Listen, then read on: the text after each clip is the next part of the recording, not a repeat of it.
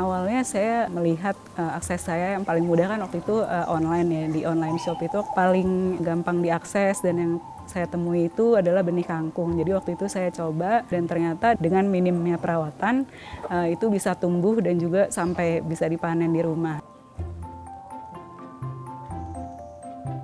Kalau selain tanaman pangan untuk dikonsumsi sendiri, yang saya rasakan manfaatnya misalkan ada suatu keadaan di mana kita sedang kurang enak badan gitu ya, misalkan diare gitu.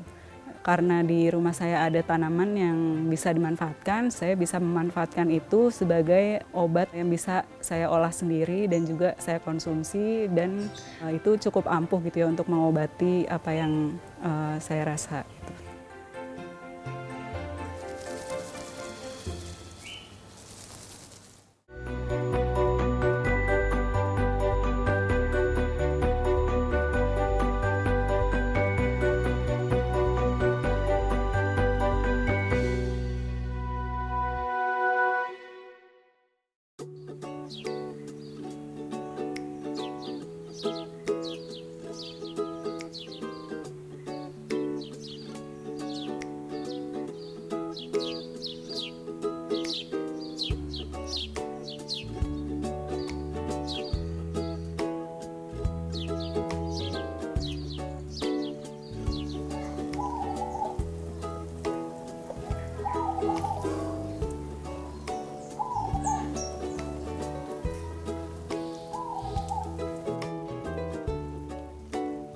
Halo teman-teman, hari ini aku lagi menyiram tanaman-tanaman di kebunku dan luas kebunku ini ada sekitar 5x2, 10 meter persegi dan lokasinya ada di Cipayung, Jakarta Timur.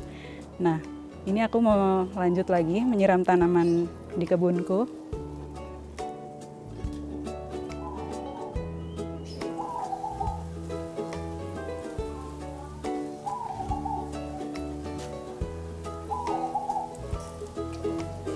Nah, biasanya aku menyiram tanaman di kebunku ini di pagi hari atau di sore hari. Selain itu aku juga biasanya melakukan pruning untuk tanaman tomat dan cabai.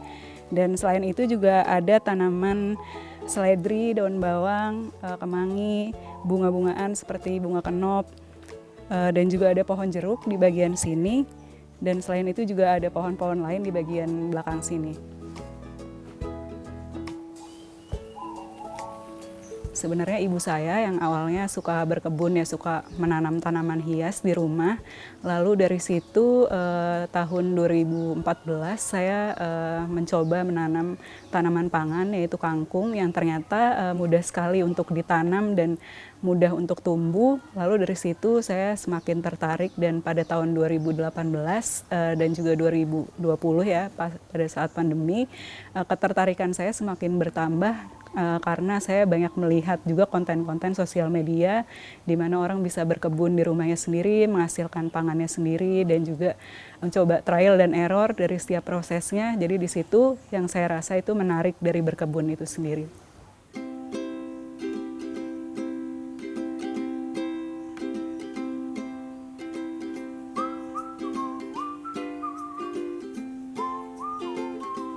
Di bagian ini karena sebenarnya tidak terlalu kena cahaya matahari ya, jadi saya letakkan tanaman-tanaman yang misalkan masih dalam tahap sprout gitu ya sampai muncul daun 2 atau 3 gitu, dan selain itu juga saya taruh pohon-pohon yang memang nggak perlu cahaya matahari dalam intensitas tinggi seperti misalkan rempah-rempah dan juga daun pandan. Nah kalau yang di bagian bawah ini sebentar lagi akan dipindahkan ke tempat yang lebih mendapat banyak cahaya matahari supaya bisa tumbuh dengan optimal.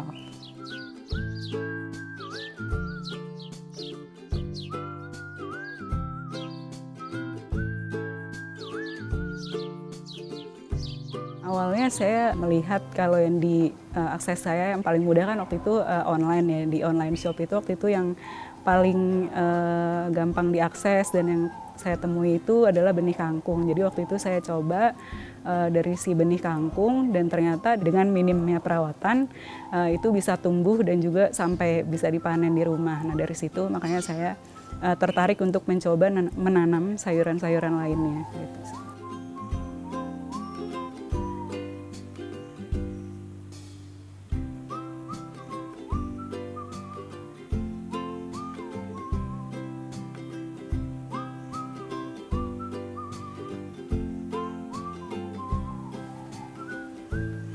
Selain pohon-pohon sayuran, saya juga menanam tanaman buah di rumah.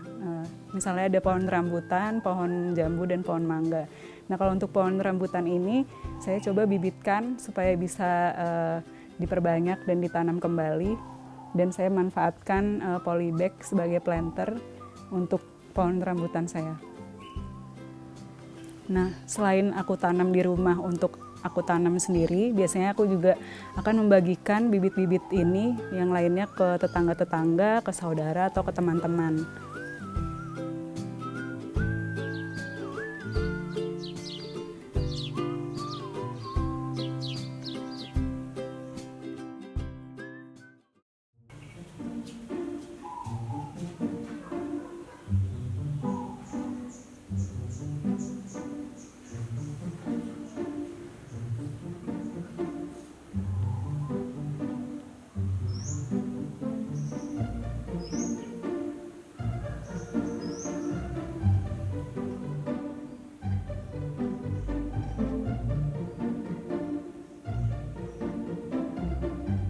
Biasanya dari dapur kalau ada sisa sampah organik, kami biasanya mengumpulkannya di dalam ember ini. Nah, ketika penuh, kami akan membawa ini ke dalam komposter. Komposternya ada di sini, dan juga kalau sudah penuh yang di sini, kami biasanya akan menguburnya di sini. Nah, biasanya yang dibawa ke dalam komposter ini ada sisa-sisa daun atau misalkan kulit buah, ada juga misalkan sisa potongan sayur seperti itu. Nah, di sini kita mau coba mengompos dengan menaruh ini ke dalam bedengan. Jadi di sini biasanya akan digali dulu di sini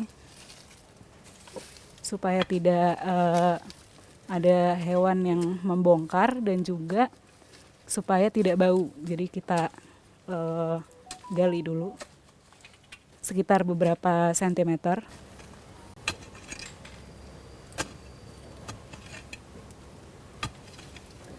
Jadi metode yang saya terapkan di kebun saya ini, saya mencoba untuk menanam secara alami. Jadi saya menghindari penggunaan pupuk kimia, dan juga saya memanfaatkan pupuk organik, misalnya dari kompos, yang mana itu bahan-bahannya berasal dari sampah dapur di rumah. Selain itu juga saya masih kadang membeli gitu ya, yang pupuk organik dari kotoran, misalnya kotoran kambing atau kotoran sapi.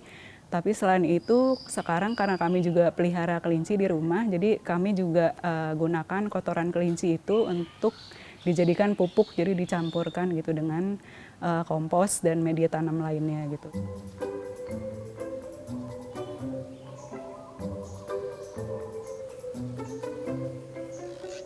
Selain sebagai teman bermain di rumah, biasanya aku suka mengumpulkan kotoran kelinci yang ada di rumah, yaitu dengan membawanya dan mengumpulkannya, dan kemudian bisa dimanfaatkan sebagai bahan kompos. Nah, bahan kompos ini sebenarnya kalau kita ingin mengompos di rumah, walaupun kita tidak punya lahan dan kita tidak punya komposter ataupun lahan yang besar gitu, sebenarnya kita bisa memanfaatkan dengan pot seperti ini. Nah, di sini kita bisa mulai mengompos. Di sini saya akan memberikan tutorialnya. Yang pertama, kita bisa menyiapkan pot misalkan seukuran ini, atau misalkan dengan bahan bekas seperti bekas galon gitu ya. Nah, kemudian kita bisa mulai memberikan di bagian dasar pot ini dengan bahan starter kompos. Bisa dengan kompos yang sudah jadi, yang sebelumnya kita sudah buat gitu ya. Misalkan diisi di bagian dasar seperti ini. Atau kalau tidak ada juga bisa dengan bahan-bahan coklat lainnya, seperti misalkan ada daun kering gitu ya di bagian bawah seperti ini. Nah, biasanya saya mengumpulkan gitu dari sisa potongan sayuran atau buah di dapur. Misalkan ada potongan bekas kulit semangka gitu, di sini saya sudah potong-potong menjadi ukuran yang lebih kecil, jadi biar lebih mudah untuk terurai. Jadi saya akan meletakkan ini di bagian atas dari si starter kompos tadi.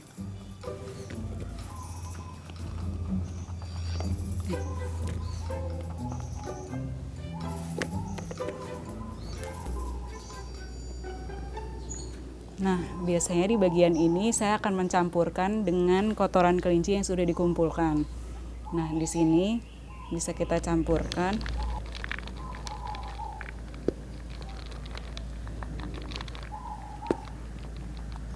Jadi kotoran kelinci ini juga akan membantu mempercepat proses pengomposan. Nah, setelah itu kunci dari pengomposan ini sebenarnya adalah menyeimbangkan antara unsur karbon yang biasanya berwarna kecoklatan seperti sekam, daun-daunan kering seperti itu, dan diseimbangkan dengan unsur yang mengandung nitrogen seperti misalkan kulit buah-buahan. Nah, di sini di atas lapisan ini, lapisan basah ini kita biasanya mencampurkan lagi dengan unsur coklat tadi, misalkan dengan starter kompos tadi yang sudah mengandung sekam.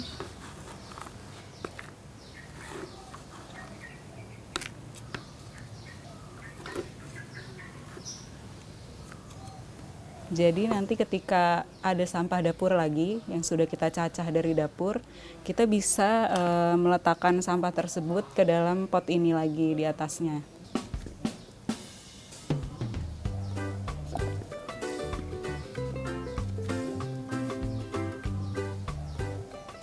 Seperti ini. Nah, setelah itu kita bisa menutupnya lagi dengan unsur yang mengandung karbon tadi seperti bahan sekam atau misalkan daun-daunan kering jika ada di lingkungan rumah.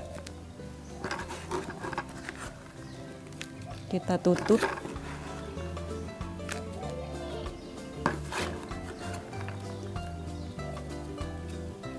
Nah, sampai seperti ini. Setelah ini kita bisa tempatkan yang tadi dikomposkan di tempat yang teduh seperti ini supaya lembab dan proses pengomposannya juga cepat terproses. Nah, setelah itu untuk menghindari adanya tikus atau hewan-hewan lainnya yang nanti akan membongkar si kompos ini, kita akan tutup bagian ini dengan apa saja, tapi saya memanfaatkan yang ada di rumah, yaitu saya tutup dengan bekas keramik dan juga saya letakkan sebuah pot di atasnya supaya aman. Nah, jadi seperti inilah tipsnya untuk mengompos di rumah yang lahannya tidak terlalu besar. Selamat mencoba.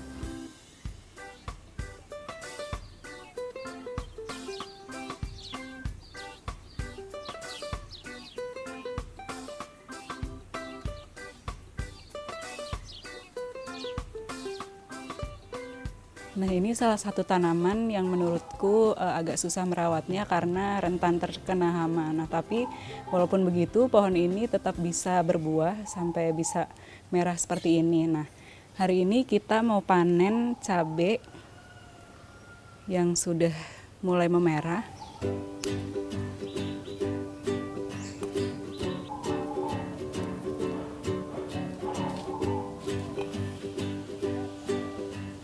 Kalau bagi saya yang paling sulit itu tanaman pangan yang memiliki buah ya, kayak tomat dan juga terong gitu, karena kan kalau yang saya tanam biasanya itu kan tanaman sayur daun gitu ya.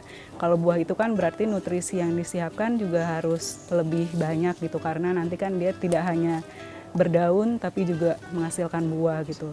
Nah, selain itu yang menurut saya juga menguji kesabaran saya itu adalah tanaman kayak seledri dan juga daun bawang. Kayak seledri itu kan juga benihnya kecil banget ya, kayak ditiup tuh kayak debu gitu, kayak halus sekali gitu. Jadi tumbuhnya juga agak lama dan juga disitulah saya merasa kesabaran saya diuji gitu.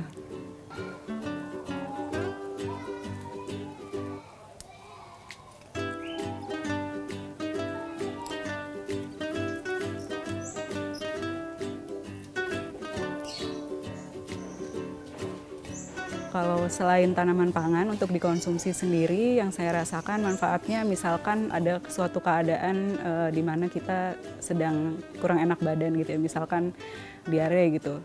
Karena di rumah saya ada tanaman yang bisa dimanfaatkan seperti misalnya kunyit dan daun jambu gitu, saya bisa memanfaatkan itu sebagai obat yang bisa saya olah sendiri dan juga saya konsumsi, dan tanpa membeli obat gitu saya bisa minum itu, dan saya merasa kalau itu cukup ampuh gitu ya untuk mengobati apa yang saya rasa.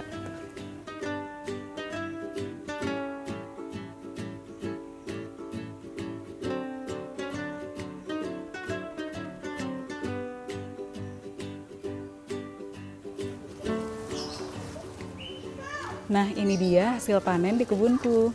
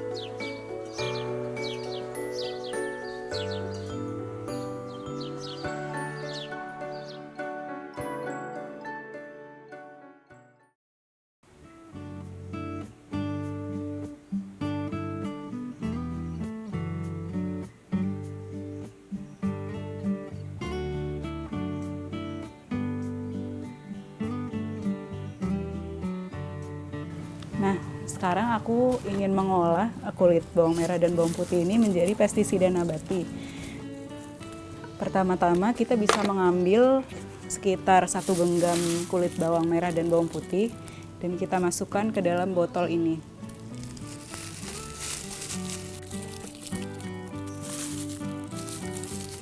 Setelah itu kita masukkan air ke dalam botol ini hingga botol ini penuh. Setelah itu kita fermentasikan selama 12 jam hingga 1 hari. Nah, setelah kita diamkan, ini adalah hasil jadi kulit bawang yang sudah aku fermentasikan selama sekitar 3 minggu. Nah, kalau sudah begini, kita bisa langsung pakai untuk digunakan sebagai pestisida nabati dengan campuran air dan fermentasi kulit bawang sekitar 1:5.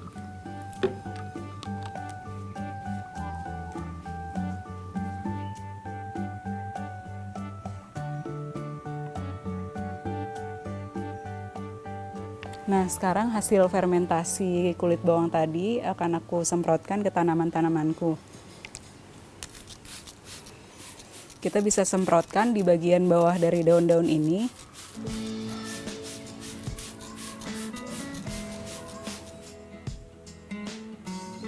Paling utama itu sebenarnya untuk penghijauan gitu ya kan, di kota ini kita sulit sekali menemukan lahan untuk bertanam, tapi dari bertanam ini sebenarnya juga kita bisa melepas stres juga ya. Selain itu juga kita bisa lebih sehat karena kita tahu apa yang kita gunakan untuk menanam itu, dari mulai medianya, dari tanahnya sampai ke jenis pupuk yang kita gunakan gitu ya.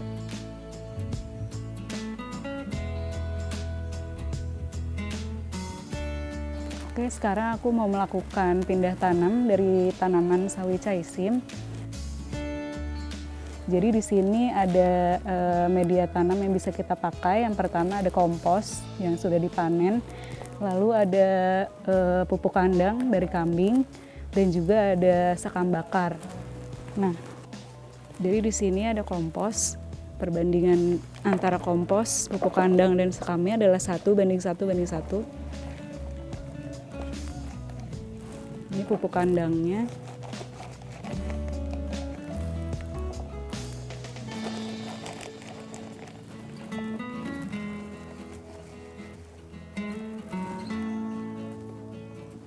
Jadi setelah kita masukkan masing-masing media tanam tadi, kita aduk antara sekam, kompos, dan juga pupuk kandang kambing.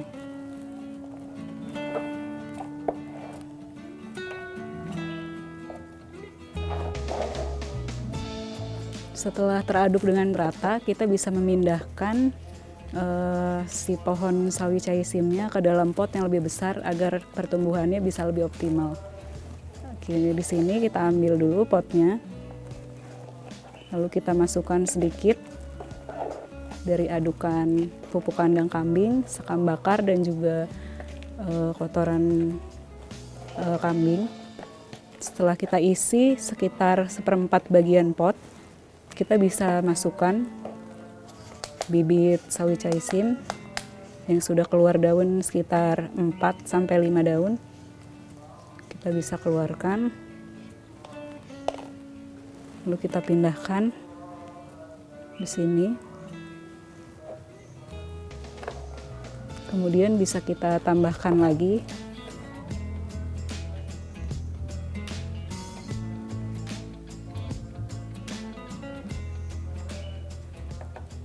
ini. Setelah pindah tanam ke media yang lebih besar, kita bisa mulai memindahkannya di tempat yang teduh seperti ini. Tujuannya adalah supaya tanaman ini tidak layu dan bisa menyesuaikan diri dulu dengan lingkungannya. Lalu kemudian kita bisa menyiramnya. Setelah kita siram, kita bisa menunggu sampai 1 hingga 2 hari dan kemudian memindahkannya ke tempat yang lebih panas. Jadi dia akan tumbuh secara maksimal. Nah, teman-teman, itu dia kebun rumahku. Nah, teman-teman bisa mulai sendiri di rumah masing-masing. Tidak perlu lahan yang luas, kita bisa coba dengan misalkan pot ataupun dengan media tanam yang kecil sekalipun. Kita juga bisa memanfaatkan barang-barang bekas untuk menanam, dan selain itu kita juga bisa lebih sehat dari yang kita tanam, dan juga kita bisa mendapatkan penghijauan gratis, dan selain itu kita juga bisa menghemat pengeluaran belanja kita karena kita menanam sendiri apa yang kita makan di rumah. Nah, teman-teman, semoga banyak yang bisa teman-teman pelajari dari apa yang sudah aku praktikkan di rumah. Dan jangan takut gagal, coba lagi karena kita semua pasti bisa karena biasa gitu.